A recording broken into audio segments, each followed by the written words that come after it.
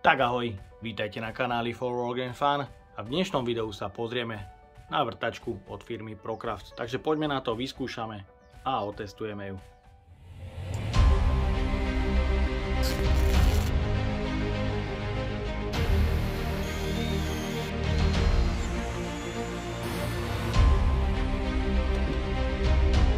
Ten Parkside je o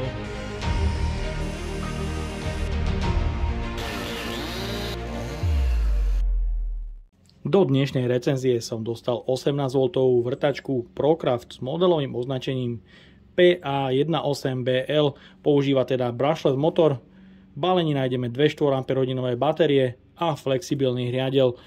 Toto balenie sa predáva v kufríkovom prevedení a jej cena s 2 štvorkami baterkami je zhruba 140 €, ale link na tento produkt nájdete dole v popise pod videom. Takže poďme na to, odbalíme si to. Nájdeme tu záručný list a užívateľský manuál. Ten manuál by mal byť aj v slovenskom, aj v českom jazyku. Takže slovenčina tam je. Máme tu sponu pre upevnenie na opasok a skrutku. Ďalej je tu madlo, ktoré sa dá demontovať beznástrojovým systémom. Ďalej je tu flexibilný riadel.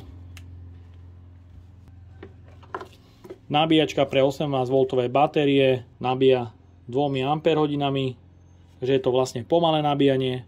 Nájdeme tu otvory pre montáž na stenu a 2 kontrolky stavu nabitia batérie.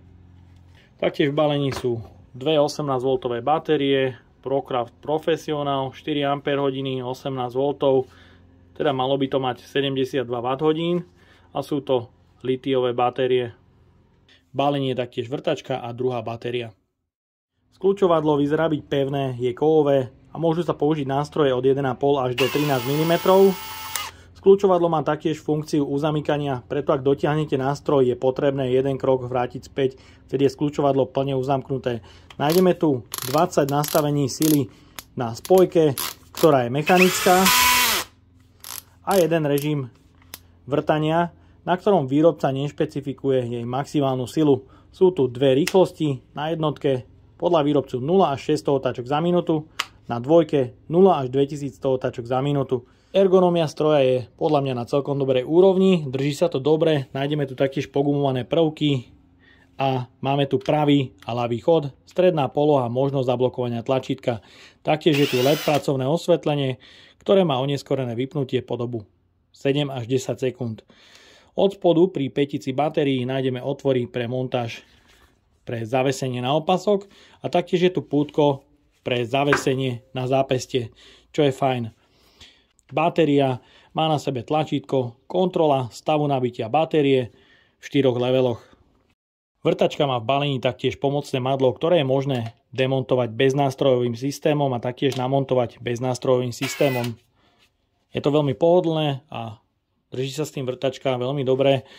Ak tá vrtačka má vysokú silu, tak to madlo tam má určite svoj význam, ale túto silu výrobca nešpecifikuje v svojom technickom liste. Hmotnosť so 4Ah batériou a madlom je 2160 gramov. Ak zdemontujeme rukoveď, je to 1933 gramov.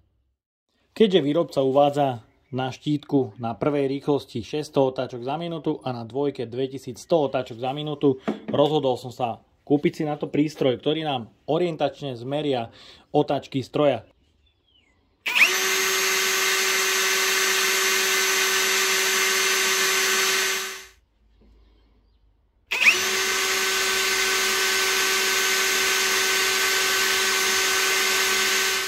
No a pozrime sa na presnosť kľúčovadla.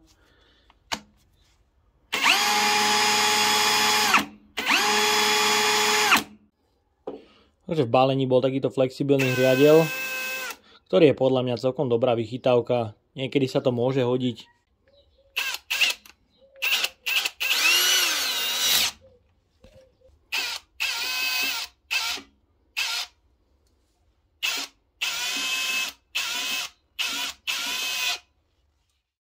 Pre odskúšanie minimálnej sily nastavujem prvú rýchlosť a minimálne nastavenie na spojke.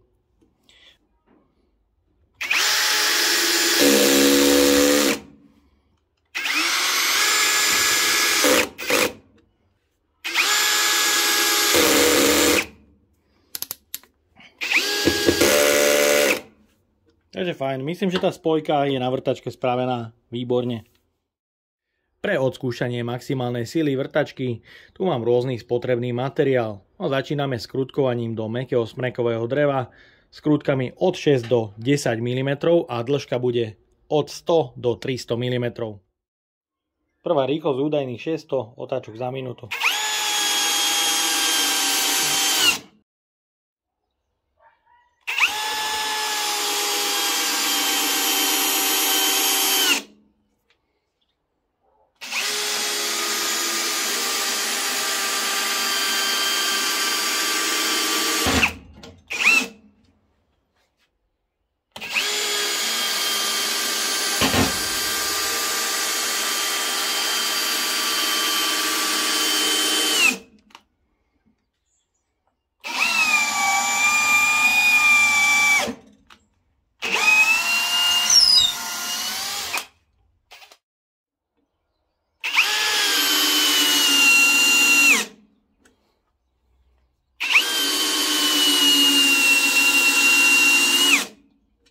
Skrutka 8x300 mm.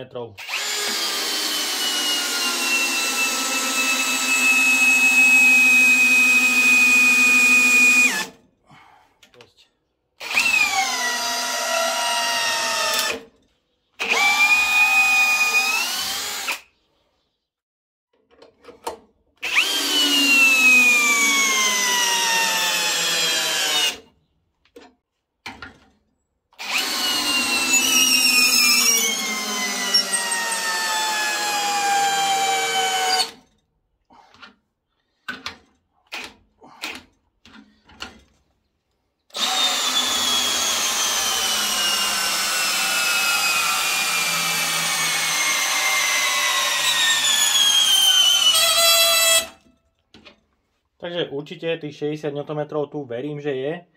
A na tom ProCrafte tak môže byť zhruba o nejakých 5 až 10 Nm menej.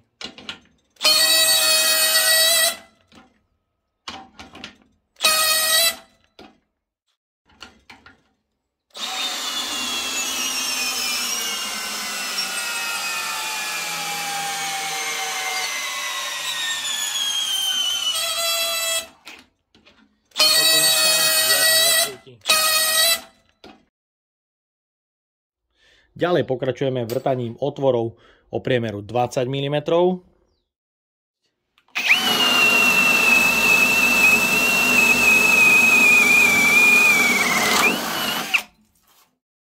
Špirálový vrták 28 mm.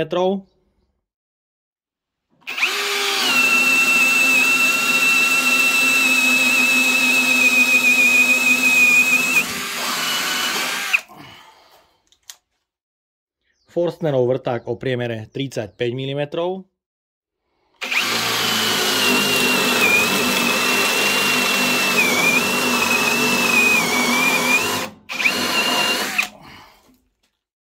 Špirálový vrták 16x200 mm.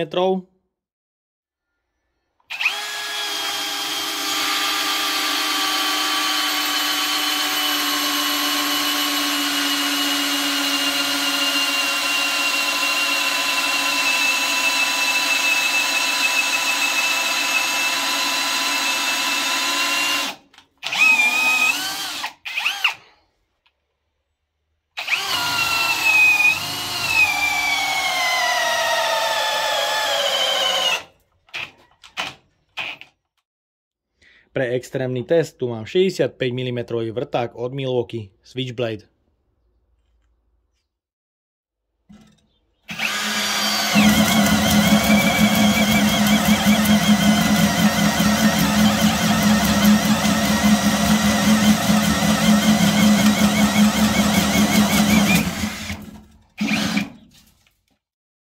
Ďalej pokračujeme vrtaním do ocele pomocou vrtáku od Milwaukee Red Hex.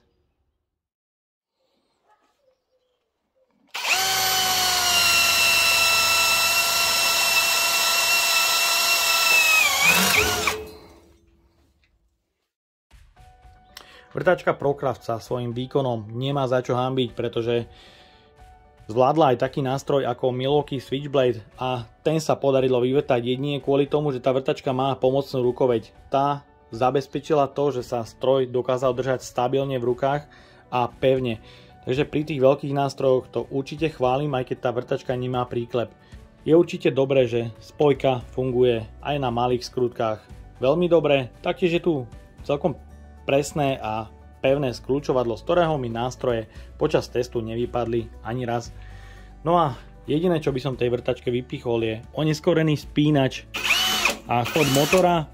Je to troška oneskorené, ale dá sa na to zvyknúť. A taktiež sa mi nepáči, že výrobca nešpecifikuje jej maximálnu silu a taktiež, že otáčky, ktoré uvádza na štítku, sú trošku prestrelené. No a ja dúfam, že sa vám dnešné video páčilo. Ak by ste ma aj vy chceli podporiť finančným príspevkom, dole do popisu vkladám link na PayPal Donate. No a odo mňa je to na dnes všetko. Ak sa vám toto video páčilo, dajte like, potvrďte odber a zvonček, aby vám už neušlo ďalšie video. Ahoj.